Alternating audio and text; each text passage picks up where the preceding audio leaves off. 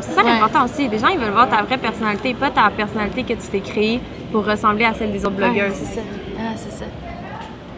C'est bon. Être soi-même.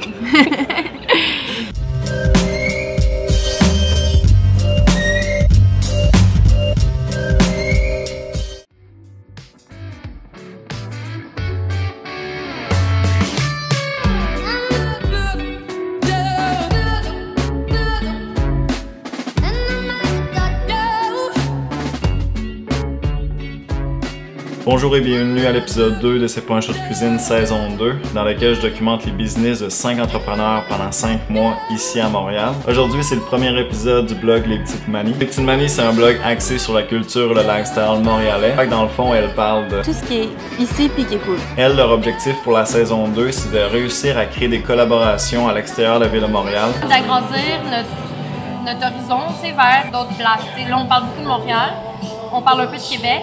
On aimerait ça peut-être comme parler Toronto, faire des collabos avec la France. Fait que c'est vraiment comme agrandir nos horizons pour le local, mais ailleurs. Dans l'épisode, on va répondre aux questions. C'était quoi leur première idée de blog? Comment est-ce que tout ça a commencé? Comment s'est passé leur lancement de blog? Comment est-ce qu'ils ont réussi à créer du contenu pendant les 2 premières années? En fait, on a fait une balade de vélo pour se rendre jusqu'au village pour aller prendre un premier café à la graine brûlée avant d'aller expérimenter le nouveau snack bar Kamehameha.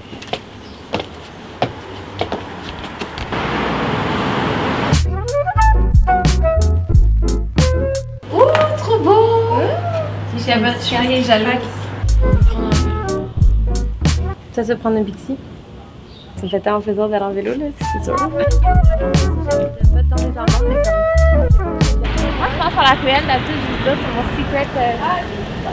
Est-ce qu'il faut que tu me fasses part de ton itinéraire? Mon itinéraire, c'est la ruelle.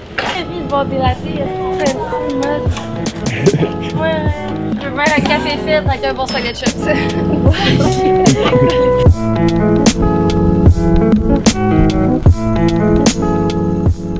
Notre premier concept, c'était de faire le tour des cafés de Montréal en vidéo. Ouais. Pour vrai, comme je pense maintenant, ça aurait été cool aussi. Ça aurait été cool, mais on n'avait pas l'équipement. On n'avait pas l'équipement ni le talent nécessairement. Là, c'était trop compliqué, ça prenait trop de budget. Fait que là, finalement, on a fait le blog. Ouais. Ça va faire 4 ans à l'automne. Ma plus longue relation. Oui, sérieux?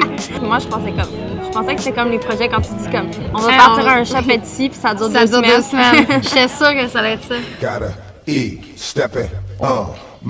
On a essayé Wix puis on l'a abandonné vite. Là. Ouais, on l'a abandonné vite. Là, après, on a pris un template sur WordPress.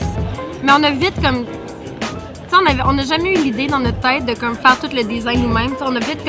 On s'est vite dit, OK, on a besoin de quelqu'un pour faire un logo puis nous faire une bannière. C'était cool notre lancement. C'était cool notre lancement. On a fait ça à l'Espace Pop. Il y a Emily Ogden qui a joué.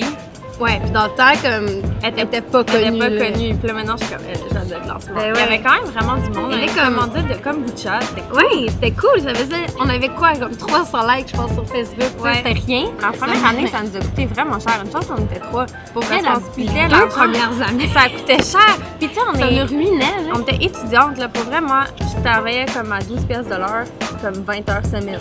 Ouais. Genre, on faisait vraiment pas d'argent.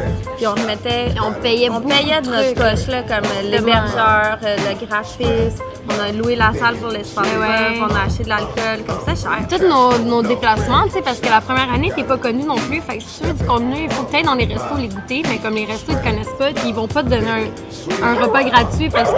Ouais. Oh, allô! Il est là, le petit chien. Mais c'est ça, tu sais, comme personne te connaît, fait que tu sais, le monde, ils vont pas comme te dire comme mange gratuit, tu sais, t'as aucun followers, mais mange gratuit. Non, puis tu t'es pas connu, fait que tu reçois aucun communiqué de presse. Tu reçois rien, tu sais, fait que tout ton contenu, tu le crées à 100%, puis il faut que tu payes pour créer du contenu, genre, tu sais, essayer des restos, essayer des cafés, te rendre à des places, tu sais, ça finit par coûter de l'argent.